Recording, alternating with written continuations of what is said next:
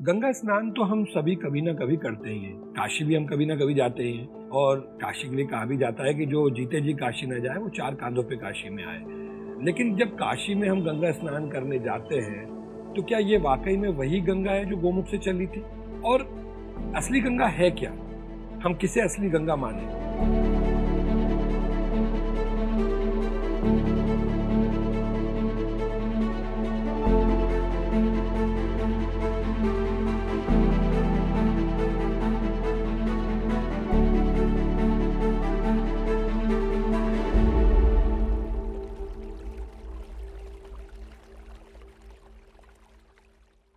असली गंगा क्या है ये जानने से पहले मैं आपको एक कहानी सुनाता हूँ। आप उसको एक सवाल की तरह भी ले सकते हैं। एक व्यक्ति था, उसकी मरने वाला था, उसके किडनी, उसका हार्ट, उसका लिवर सब फेल हो चुके थे और उसकी जिंदा रहने की कोई गुंजाइश नहीं बाकी थी। ऐसे में उसको संयोग से 3 ऐसे लोग मिले जो अपना अपना अंग दान करना चाहते थे। इसमें एक के पास से उसको हार्ट मिला, एक के पास से किडनी मिली और एक के पास से उसको लिवर मिला और वो व्यक्ति संयोग से बच गया। अब सवाल ये आता है कि जो व्यक्ति बचा, जो व्यक्ति जिंदा हुआ, वो कौन था? वो वही व्यक्ति था जो अभी है, या जिसको जो 3 लोगों ने उसको अंगदान किए वो था?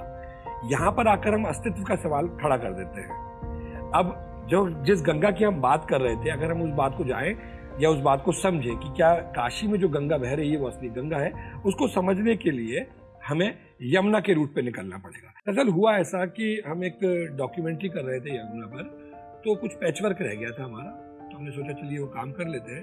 तो उसके लिए हमें बंसीवट और धीर समीर जाना था। उसके बाद हमें आगे पचनदा की ओर निकलना था। हम लोग अपनी टीम के साथ बंसीवट पहुंचे।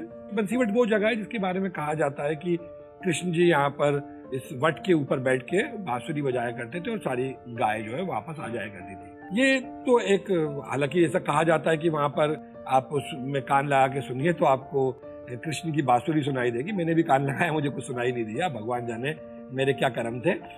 लेकिन खैर, वहां पर मुझे एक दिलचस्प बात मालूम चली कि वहां पर पास में एक जंगल था जिसमें कहा जाता है कि कृष्ण जी ने यहीं पर राधा के संग ब्याह रचाया था। राधा कृष्ण जो है सनातन ब्रह्म शक्ति है। उनको जीव रूप में हम नहीं मानते हैं, हम ईश्वर रूप में उनको मानते हैं। वो साधारण मनुष्य थे ऐसा हम लोग नहीं मान, हमारी मान्यताएं नहीं हैं। तो वो सर्वेश्वर भगवान हैं, उनकी लीलाएं अनंत हैं, उनको समझना कठिन है। लेकिन जैसा जितना हमारी समझ में आया है वो ये है कि राधा जी की जो शादी है वो केवल कृष्ण भगवान से ही हुई है और किसी से नहीं हुई। उसके संदर्भ में लोग कथाएँ प्रस्तुत करते हैं, तो या तो वो ठीक से उनको समझ नहीं पाते हैं या पूरा पढ़ते नहीं हैं। राधा कृष्ण का अर्धांग है, उनकी शादी दूसरे से कैसे हो जाएगी? अब आप दिलचस्प बात देखिए कि जिस कृष्ण ने हमें प्रेम की परिभाषा दी, उस कृष्ण के प्रेम को हम उसी रूप में स्वीकार नहीं कर पाते, हम उसको विवाह के बंधन में बांधते हैं। और यही कृष्ण की चौथी पटरानी है यमुना, जो गंगा के साथ एकाकार हो जाती है और गंगा बनकर निकलती है। इस बात को समझने के लिए हम आगे बढ़े और हम पचनदा की ओर निकले। जीपीएस का सहारा था, मेरा दिशा ज्ञान वैसे भी बहुत अद्भुत है, तो उसको समझने के लिए मैंने जीपीएस में लोकेशन डाली पचनदा, और हम पचनदा की ओर निकल पड़े। करीब करीब 150 किलोमीटर हम चले। जब 150 किलोमीटर हम पहुंच गए थे तो उसके बाद एक छोटा सा गांव था, उसमें 4-5 लोग बैठे हुए थे।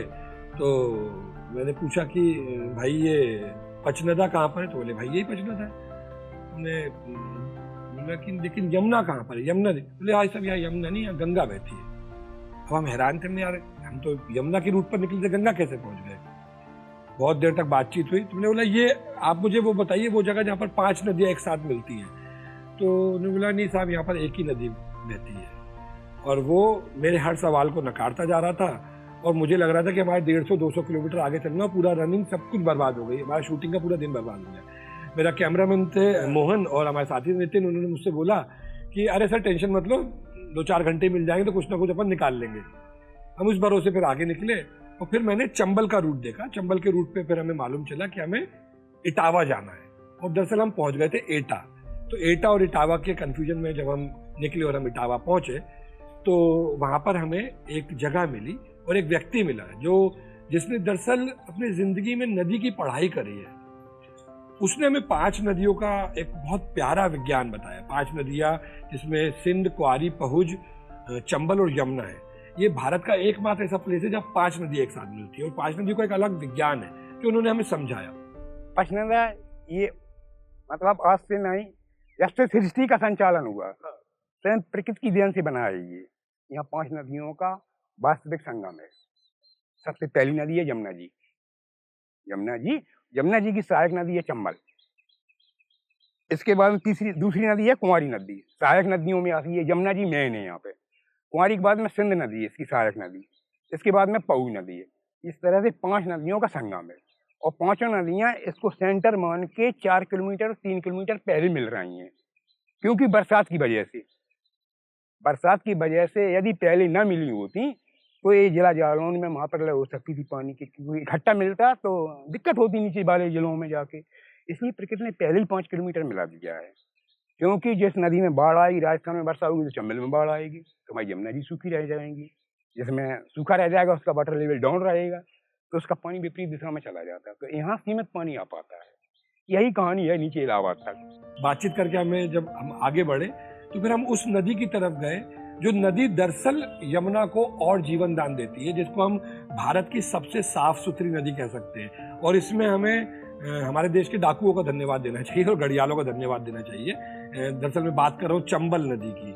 चंबल नदी जिन बीहड़ों में से निकल कर आती है, तो उसको उस पर जाने के घड़ियालों के कारण और दूसरे कारणों से जब वहाँ पूजा नहीं हो सकी, तो लोगों ने उस नदी को शापित नदी बना दिया। ये बात उस नदी के लिए जीवनदायिनी रही, और वो नदी आज दुनिया की सबसे साफ सुथरी नदियों में से एक है। उसे थोड़ा आगे बढ़ते हैं, हमीरपुर में फिर बेतवा मिलती है। जब हम बेतवा से आगे बढ़ते हैं थोड़ा, तो केन यमुना से मिलती है। तो इस प्रकार से केन, बेतवा, चंबल, क्वारी, पहुज, सिंध, ये वो नदियां हैं जो दरअसल मृतप्राय हो चुकी दिल्ली से निकली हुई यमुना को एक प्रकार से नई ऊर्जा, नया जीवन दे देती है। और ये सारा पानी लेकर जब यमुना प्रयागराज की ओर बढ़ती है, तो उधर से एक बहुत पतली सी धार आ रही होती है। वो धार भी जो दरअसल कानपुर के बाद एक प्रकार से है ही नहीं, एक सुएज वाटर जो होता है वो बन चुकी होती है, उस गंगा को वो जीवन देती है। अब जो कहानी मैंने शुरू में सुनाई थी कि एक व्यक्ति ने किडनी दी, एक ने लिवर दिया और एक ने हार्ट दिया, तो वो व्यक्ति जो बचा हुआ है वो क्या वही है, या जिसने लिवर, किडनी, हार्ट दिया उसमें उसका अस्तित्व है? यही बात आपको गंगा में भी समझ में आती है। यही वो सवाल है कि जब आप काशी में नहा रहे हैं, तो सोचिए आप किस में नहा रहे हैं? क्या वो यमुना में नहा रहे हैं या वो गंगा में नहा रहे हैं? और अगर आप इस बात को समझना चाहते हैं तो आप उस प्रेम के रूप को समझेंगे। इस प्रेम के रूप को समझेंगे तो आपको बात समझ में आएगी जो कृष्ण ने यमुना के साथ कहा, कृष्ण ने राधा के लिए कहा कि प्रेम में राधा हो जाना। इसी तरीके से यमुना वहां पर अपने स्वरूप को, पूरा अपने अस्तित्व को, अपनी सारी जितना भी वो समेट कर लाई है, उस सबको वो गंगा को समर्पित कर देती है और वो गंगा हो जाती है। यही ये नदियां हमें समझाती हैं